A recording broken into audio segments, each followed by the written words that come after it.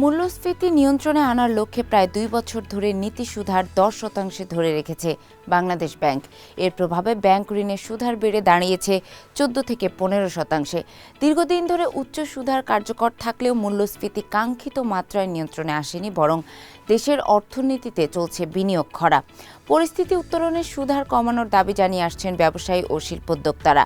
চলতি ২০২৫-২৬ অর্থবছরের দ্বিতীয়ার্ধে অর্থাৎ জানুয়ারি থেকে জুনের জন্য গতকাল নতুন মুদ্রানীতি ঘোষণা করা হয়। বাংলাদেশ ব্যাংকে আয়োজিত সংবাদ সম্মেলনে governor doctor Ahsan H Mansur এই মুদ্রানীতি ঘোষণা করেন।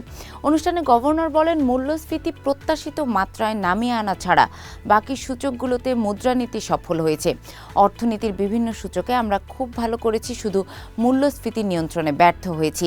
কর আহরণ না বাড়িয়ে নতুন পে স্কেল বাস্তবায়ন করলে সরকারের ব্যাংক ঋণের চাপ আরও বাড়বে।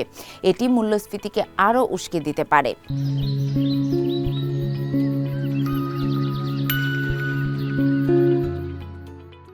এ আশঙ্কার কথা তুলে ধরা হয়েছে ঘোষিত মুদ্রানীতি বিবরণীতেও।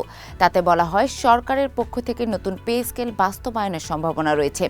একই সঙ্গে অনুষ্ঠিত হতে যাচ্ছে ত্রয়োদশ জাতীয় সংসদ নির্বাচন, রমজান মাসও শুরু হতে যাচ্ছে। এসব পরিস্থিতির চাহিদা ও ভোক্তা ব্যয় বাড়ায়, যা মূল্যস্ফীতিকে উস্কে দেওয়ার ঝুঁকি রয়েছে।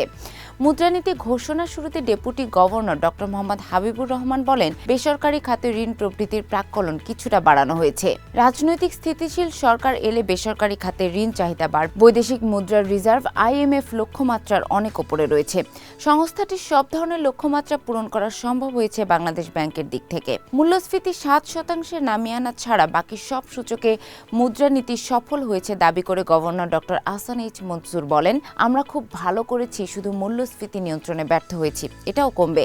সামনের দিনগুলোয় অর্থনীতি আরও ভালো করবে। একটি লক্ষ্য পূরণ হয়নি বলে সব অর্জন অস্বীকার করা ঠিক নয়। তাই এই মুহূর্তে নীতি সুদহার কমানো হবে না। নীতি সুদহার বেশি রাখার কারণে বিনিময় হার স্থিতিশীল রাখা সম্ভব হয়েছে দাবি করে গভর্নর বলেন, এর সুফল পাওয়া যাচ্ছে। রেমিটেন্স ও বৈদেশিক মুদ্রা সরবরাহ বাড়ছে। মার্কেট বুস্ট করার জন্য স্ট্যান্ডিং ডিপোজিট ফ্যাসিলিটি SDF কমানো হয়েছে। মার্কেটে টাকার প্রবাহ বাড়বে, ভবিষ্যতে আরও কমানো হবে। কেন্দ্রীয় ব্যাংক টাকা রাখার জায়গা না। সংস্কার ইস্যুতে নিজের আক্ষেপের কথাও তুলে ধরেন ডক্টর আহসান এইচ মনসুর। তিনি বলেন, গভর্নর হিসেবে এ সরকারের আমলে আমি পূর্ণ পেশাদার স্বাধীনতা ভোগ করেছি, কোনো চাপ ছিল না। তবে কিছু আইন সংশোধন না হয় আমার আক্ষেপ রয়ে গেছে। Bangladesh bank order, bank company আইন এবং অর্থঋণ আদালত আইন সংশোধনের প্রস্তাব দেয়া হলেও তা শেষ পর্যন্ত হয়ে ওঠেনি। গভর্নর আরও বলেন, আমরা পরবর্তী সরকারের কাছে বিষয়টি উপস্থাপন করব। জাতির স্বার্থে হলেও এটি করা উচিত। এটি বাস্তবায়ন করতে না পারলে অতীতে যেভাবে ব্যাংক খাত অপব্যবহার ও লুটপাটের শিকার হয়েছিল তা আবার ফিরে আসতে পারে। ব্যাংক কোম্পানি অর্ডার বাস্তবায়ন হলে রাজনৈতিক চাপ প্রতিহত করা সম্ভব হবে। তিনি বলেন, রাজনীতিবিদরা স্বল্প মেয়াদে দ্রুত অর্থনীতিকে চাঙ্গা করতে চান, আর কেন্দ্রীয় ব্যাংকের দায়িত্ব হলো টেকসই উন্নয়ন নিশ্চিত করা, যা আমরা যুক্তরাষ্ট্রের উদাহরণে দেখি। তাই কেন্দ্রীয় ব্যাংকের ওপর কোনো ধরনের রাজনৈতিক চাপ যেন না আসে এবং অর্থনৈতিক শৃঙ্খলা যেন নষ্ট না হয়। শৃঙ্খলা এখনও পুরোপুরি আসেনি, কিন্তু সেটি ফিরে পাওয়ার পর যদি আবার হারিয়ে ফেলি তাহলে তা হবে দুর্ভাগ্যজনক। পরবর্তী সরকারের সময় সংস্কার কাজ এগিয়ে নিতে না পারলে তিনি দায়িত্বে থাকবেন কিনা, এমন প্রশ্নের জবাবে ডক্টর আহসান এইচ মনসুর বলেন, সেটা তখন বোঝা যাবে। সেতুর কাছে গিয়ে বলা যাবে সেতু পার হব কিনা। তবে যে সরকারি আসুক, আর্থিক খাতে শৃঙ্খলা রক্ষায় কাজ করতে হবে।